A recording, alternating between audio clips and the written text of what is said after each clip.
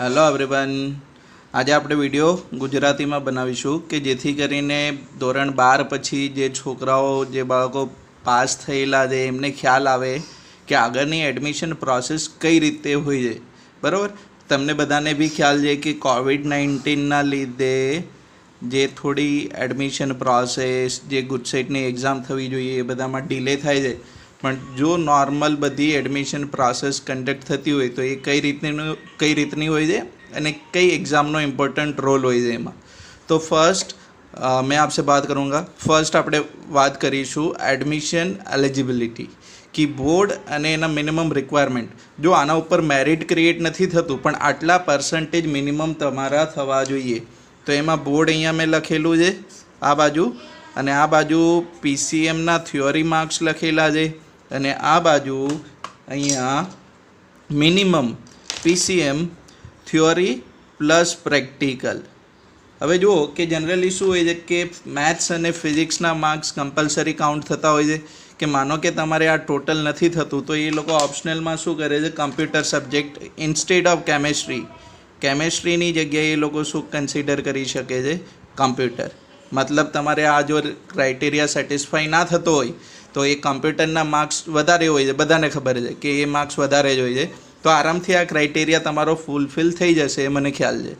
ચલો, પછી જે એડમિશન મેરિટ બનતું હોય છે, તો એડમિશન મેરિટ બનવા માટે સૌથી વધુ જે કાઉન્ટ થતા હોય છે એ 60% બોર્ડના પર્સન્ટેજ.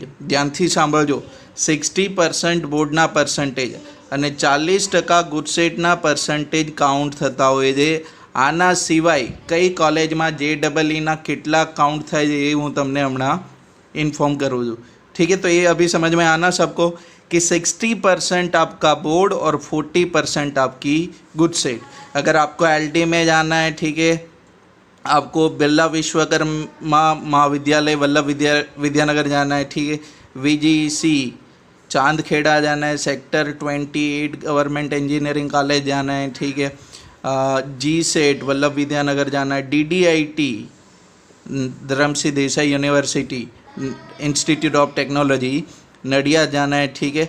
आपको इवन MS में भी जाना है, महाराज सयाजी राव यूनिवर्सिटी. चलो, तो ये हर जगह पे आपका ना बोर्ड प्लस गुजसेट काउंट होगा. कितने से 60% 40%. क्लियर आपको? तो आप बोलोगे कि सर ये JEE तो हम सब ने प्रिपेयर किया है, तो उनका रोल कहाँ पे? मैंने काफ़ी बार बोला था आपको JEE के बारे में, ठीक है.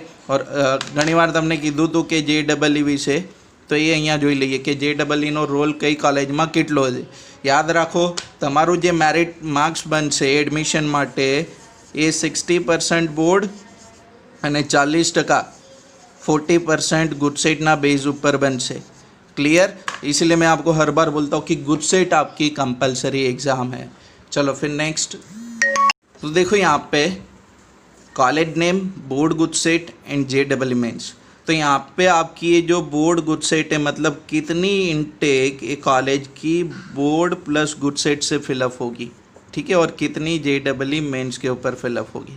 अब देखो मैं दोनों में बात करूँगा आपसे, तो जो भी गुजराती मीडियम वाले हैं उनको भी समझ में आ जाए કેટલી સીટો તમારી બોર્ડ ગુજસેટ ઉપર ફિલઅપ થશે અને કેટલી સીટો JEE મેન્સ ઉપર ફિલઅપ થશે, એ અહીંયા ઇન્ડિકેટ કરેલું છે. તો ઇન્ટેકના અંદર આને બે પાર્ટમાં ડિવાઈડ કરીએ છીએ આપણે, ACPC પ્લસ NRI કોટા. તો અબાઉટ 15% જેટલું તમારું NRI કોટા હોય છે, જે કોલેજે પોતાની રીતે ભરતા હોય છે. કઈ રીતે ભરતા હોય છે તમને બધાને ખ્યાલ છે, બરાબર? ડોનેશન સિસ્ટમ બંધ છે પણ ભરતા હોય છે પોતાની રીતે કોલેજો, પોતાની રીતે મેરિટ બેઝ ઉપર 15% ઇન્ટેક ફિલઅપ થતી હોય છે. ચલો, તો DIICT, નિરમા, PDPU, અદાણી, ચારે ચાર કોલેજ અમદાવાદની છે. અમદાવાદ યુનિવર્સિટી બધામાં એક કોમન પેટર્ન છે, 50% બોર્ડ પ્લસ ગુજસેટ. મતલબ કે કન્ફર્મ 35% તો તમારી થશે જ, પણ જે NRI કોટામાં બી ભરાતી હોય તો એમાં બી બોર્ડ ગુજસેટનું એ લોકો મેરિટ બનાવતા હોય, અને 50% JEE. આનો મતલબ શું થયો ખ્યાલ છે તમને લોકોને? કે માનો કે PDPUમાં પેટ્રોલિયમની 60 સીટો હોય તો એ 30 સીટો અહીંથી ભરાશે અને 30 સીટો JEE થ્રુ ભરાશે. સમજમાં આવવાનો મતલબ ક્લિયર છે તમને લોકોને? ખ્યાલમાં આવે છે ને? તો આ વસ્તુ છે. 50% seats will fill up by board good seat and 50% by JEE through JEE mains. 4 college અને એક પાંચમી અમદાવાદ યુનિવર્સિટી સેમ 50% 50%. તો અને એક અમદાવાદની બીજી બી એક કોલેજ છે જેનું નામ છે IIT રેમ. હવે જુઓ, બધાને ખાસ કહી દઉં કે કોલેજનું નામ IIT રેમ છે, પણ કોઈ IIT કોલેજ નથી. આ એનું નામ હું પૂરું નામ અહીંયા લખું છું, ઇન્સ્ટિટ્યૂટ ઓફ ઇન્ફ્રાસ્ટ્રક્ચર ટેકનોલોજી. બરાબર ને? તો આ એનું નામ છે, IIT નથી. બરાબર, રિસર્ચ એન્ડ મેનેજમેન્ટ. તો એની 50% સીટો બોર્ડ ગુજસેટ થ્રુ ફિલઅપ થાય છે અને 50% સીટો એની CSAB. હવે જો CSABનો મતલબ શું છે? Central seat allocation. ઠીક છે, સેન્ટ્રલ બોર્ડનું જે સીટ અલોકેશન હોય એના થ્રુ 50% સીટ ફિલઅપ થતી હોય છે. પછી જુઓ, બે બીજી યુનિવર્સિટી, એક GSFC યુનિવર્સિટી બરોડા અને એક નવરચના યુનિવર્સિટી બરોડા. તો આ GSFCમાં 50% board plus good set fill up થાય છે અને બાકીની 50% JEE થ્રુ ફિલઅપ થાય છે. હવે જુઓ, Navrachana university 75% board GUJCET and 25% JEE mains ઉપર આ સીટ ફિલઅપ થાય છે. હવે જુઓ, આના વિશેનું મારે વધુ ઓર ડિટેલમાં કહેવું છે કે આ બધી ભલે JEE સીટ અલોકેટ કરેલી હોય, પણ એકચ્યુઅલમાં આ કોલેજોમાં સીટો ખાલી રહે છે. હું તમને નંબર બતાવીશ ને કેટલી સીટો ગયા વર્ષે ખાલી રહી હતી ફાઇનલ એડમિશન પછી તમને ખબર પડશે કે આ JEE થ્રુ ભલે ફિલઅપ કરતા પણ સીટો તો ખાલી રહે છે. તો એનો કોઈ મતલબ નથી, મતલબ તમને આરામથી એડમિશન મળી શકે. આના અંદર ખાલી DIICT, નિરમા, PDPU, અદાણીમાં બી ખાલી રહે છે, બરાબર, અમુક સીટો, અને અમદાવાદ યુનિવર્સિટી. બસ આને તમે ટાર્ગેટ કરી શકો JEE 50% માટે. અને જો બોર્ડ ગુજસેટ કરતા હોય તો ઓલરેડી તમારું 50% ત્યાં ટાર્ગેટ થવાનું જ છે. તો હું તો હર વખત કહું છું કે વધુ ફોકસ તમારું બોર્ડ ગુજસેટ પર હોવું જોઈએ, કારણ કે ગુજરાતમાં એક જ એવી કોલેજ છે જે 100% તમને JEE ઉપર એડમિશન આપે છે, એ SVNIT સુરત. SVNIT સુરત કે એક જ એવી કોલેજ છે જે તમને 100% એડમિશન JEE બેઝ આપશે. હા, તમારે આઉટ સ્ટેટમાં જવું છે, બીજી NITમાં જવું છે, તમારો ગોલ IIT છે, તો તમે મહેનત કરો JEE મેન્સ માટે, એડવાન્સ માટે, ક્લિયર.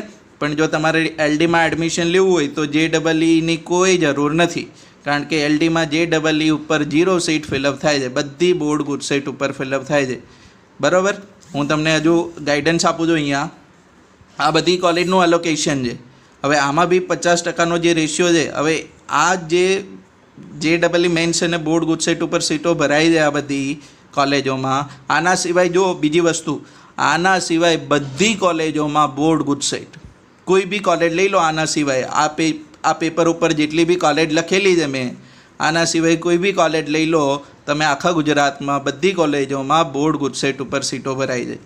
હવે જુઓ કે આ જે JEE અને બોર્ડ ઉપર જે સીટો ભરે છે એમાં બી કેટલી ખાલી રહે છે.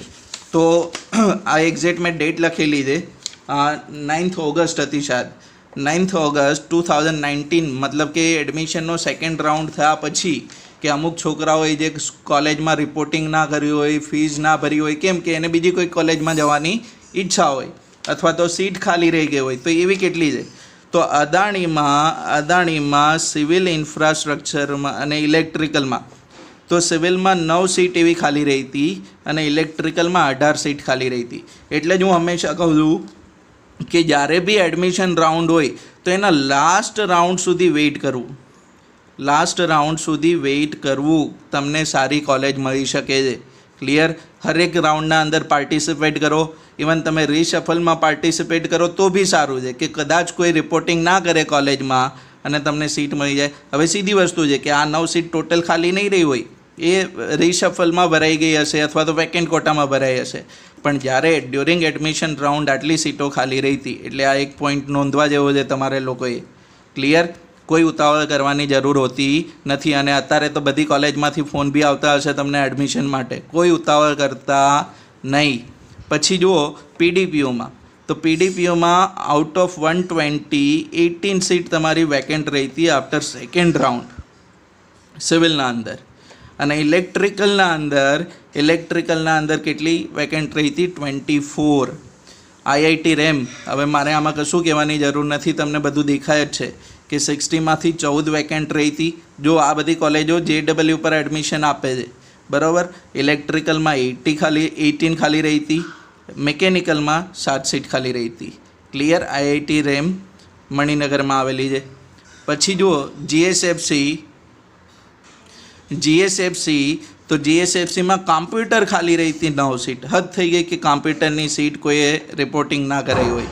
Fire safety out of 60 42 seats vacant રહી હતી.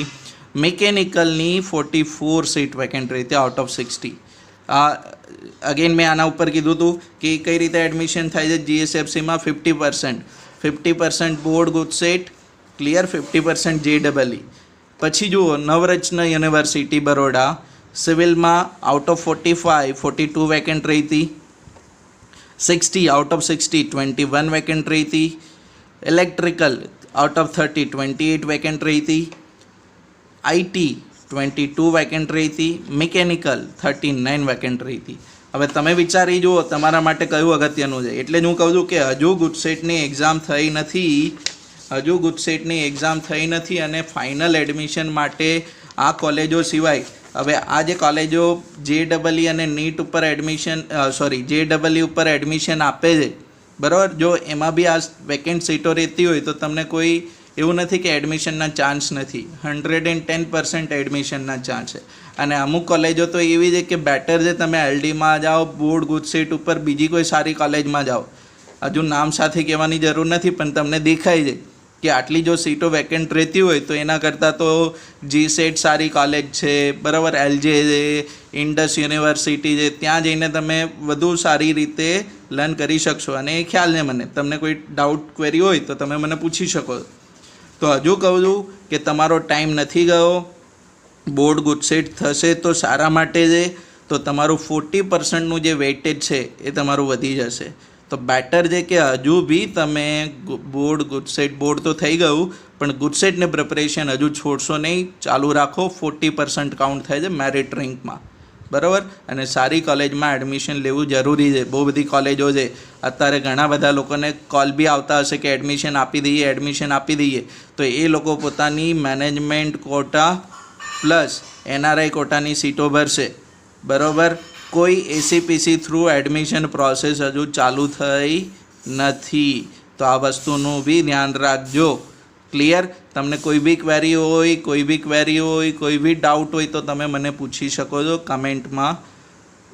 કમેન્ટ કરીને, ઠીક છે. અને જો તમને ગાઈડન્સ સારું લાગ્યું હોય તો તમારા જે 12th પાસ આઉટ થયેલા ફ્રેન્ડ સર્કલ જે રિલેટિવ છે એમને બી તમે વિડીયો શેર કરી શકો છો.